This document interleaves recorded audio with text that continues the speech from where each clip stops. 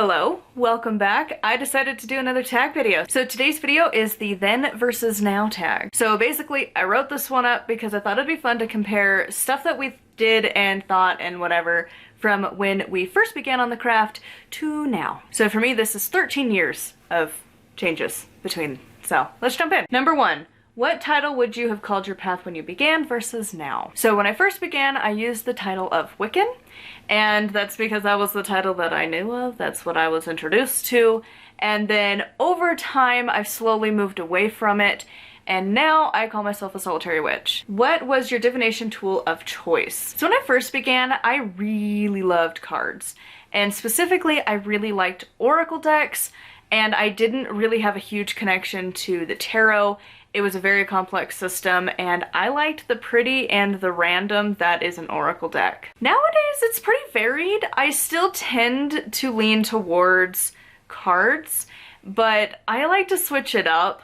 But as my go-to nowadays, it's usually the runes. That's if I want an actual answer for what's going on and just no bullshit, the runes. Number three, what was your view of deity? So I initially, it's kind of the same, but it's a little different. I'm a little bit more solid in what I believe now.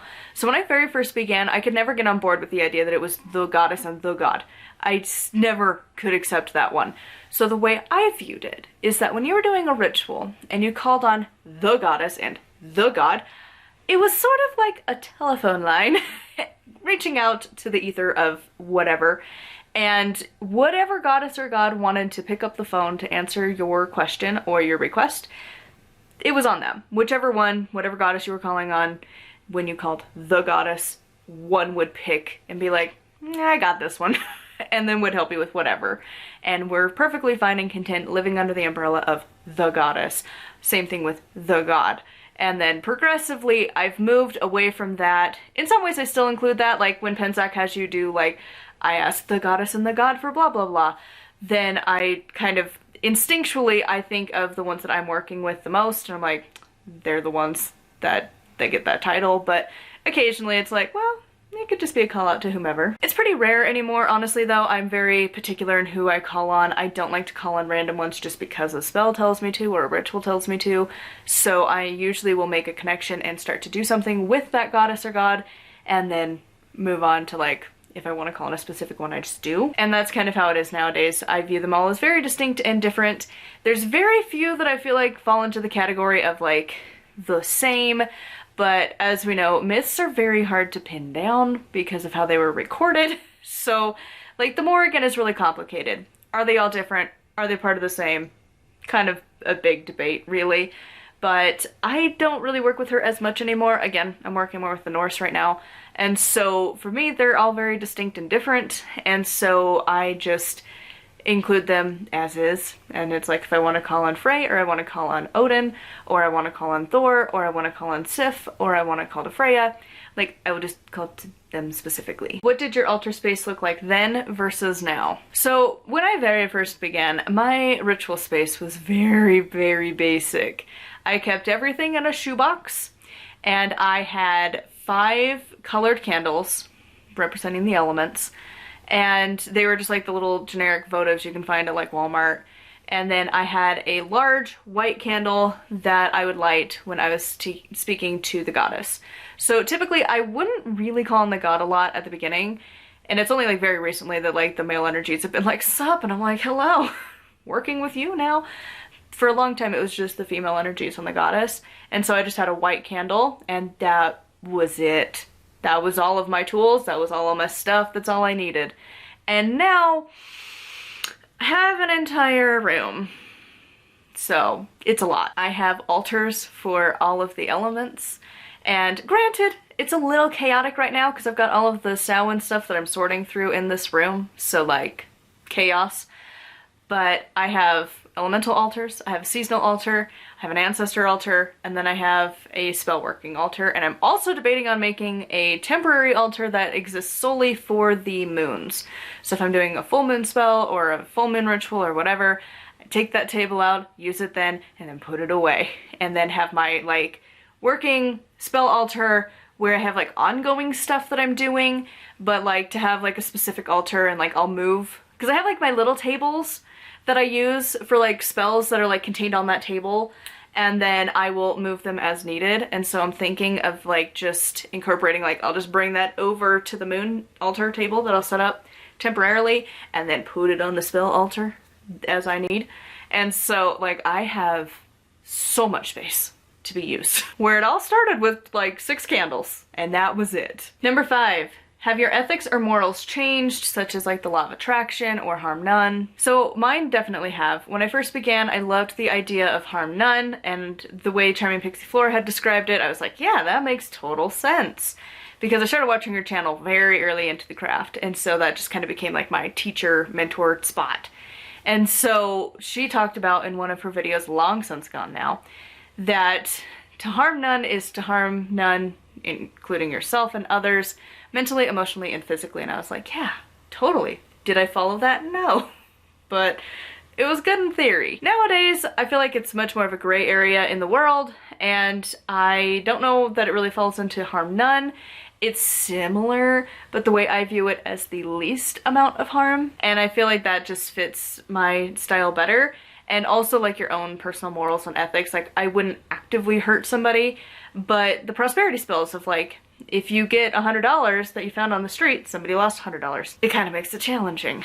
And so I feel like the least amount of harm is the easier way for me to look at it, instead of harm none. Trying to strive for that was just like unrealistic for myself. So number 6, what was your main go-to for information? So like I just mentioned, I would go to YouTube, and specifically to Charming Pixie Flora, and then a little bit of like Tiptoe Chick, and then a number of channels that are defunct. And then there's only like a handful that are still clinging to the interwebs. And like one of them is like, I never know how to say her channel name. It's Olivia, but it's like Pigiptian is the way that my brain reads it. I don't know that that's how it's supposed to be pronounced, but I would watch her channel all the time. She's taken down like 99% of her channel, and honestly very rarely posts anymore, which is a shame. I really miss her content. I wish she was still making videos and talking and just like sharing what she was up to. But unfortunately it's gone. And so once in a while she'll post, but that's about it. And so that was like my main thing. I would occasionally get books here and there, but not like I do now. And it was really the internet. It was, well, for me it was free. I didn't pay the internet bill.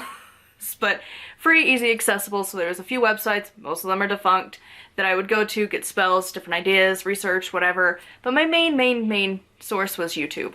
Nowadays I do a little bit of both. I have a few witchy channels that I'll follow and kind of watch, but for the most part, when I'm needing to research, I turn to books now, because A, we can afford it. That's a thing. Like, I can get a couple books a month. It's not a big deal.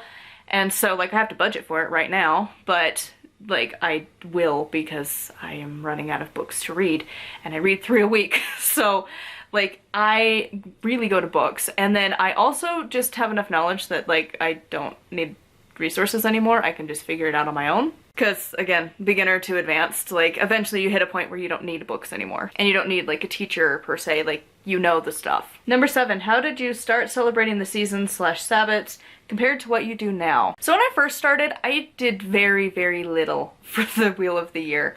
At most, I would decorate my altars, and then I would just do like a very basic statement of the season, and that was it.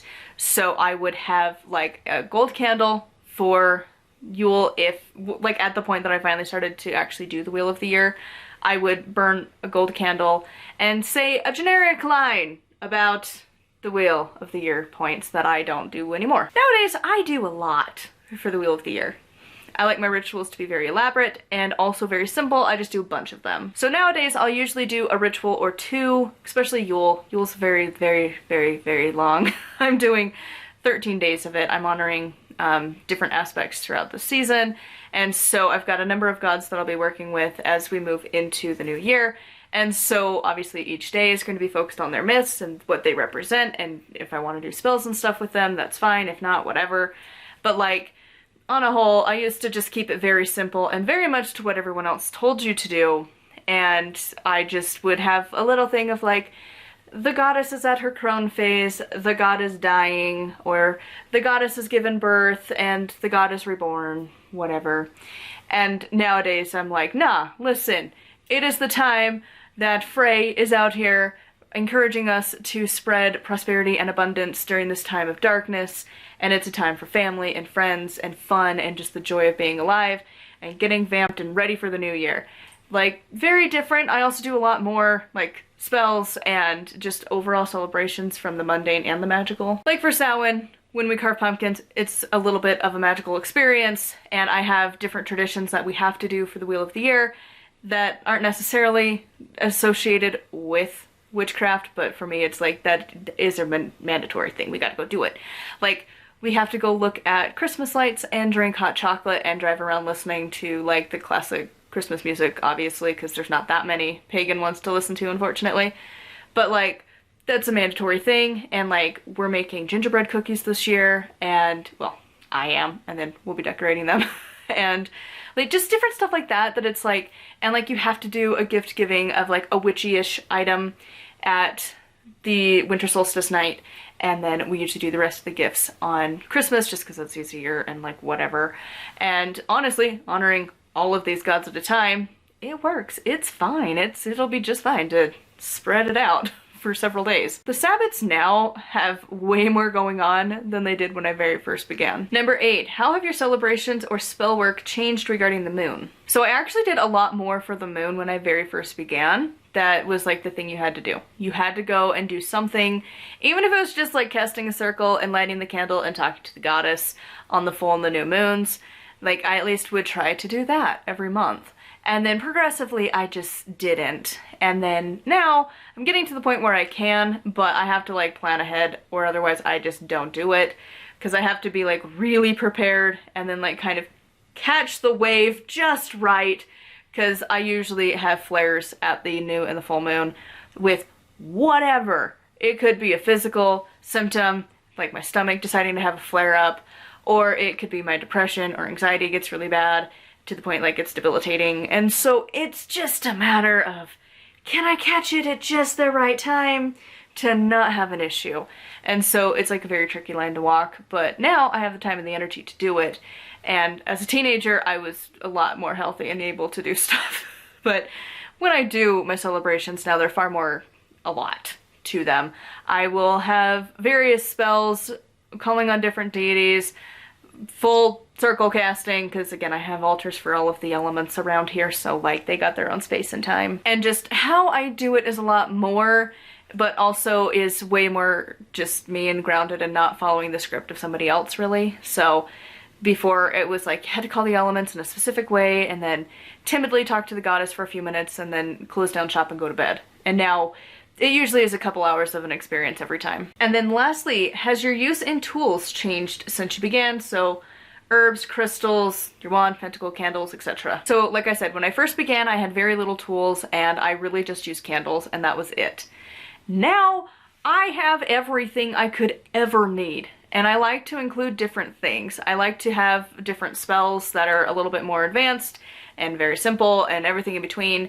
And I like to have a lot of my tools. I like to use my wand when I cast circle. I have an athame that I use every time. And I've done random spells with the very pretty, glorious crystals that you can buy in shops and gem fairs, whatever. And I have a bowl of rocks that I have found over time that are pretty. And I'm like, nah, you're cool. You'll get added to the collection. And then I use spells with those as well. They're not pretty. They're just like a generic rock, but it's fine. And I feel like now I'm more accustomed to using different like herbs and stuff, especially kitchen witchery. And so I just use a lot more. Whereas I began, it was just candles, just to cast a circle and just to call on the gods. And now I use so much. It's like a constant thing. I live the life of a witch now. So anyways, that is it for this tag. I would love to hear your answers in the comments down below or as a video response. I think it's fun to be able to look back at where we started versus now. Because like, again, 13 years is a long time to change your craft. Thank you to my patrons. I'll have their names here on the screen. If you would like to support me and get access to exclusive content, it is patreon.com/nightwillowcrafts. Make sure to like, comment, and subscribe. I post every single day. And until tomorrow, thank you so much for watching and blessed be.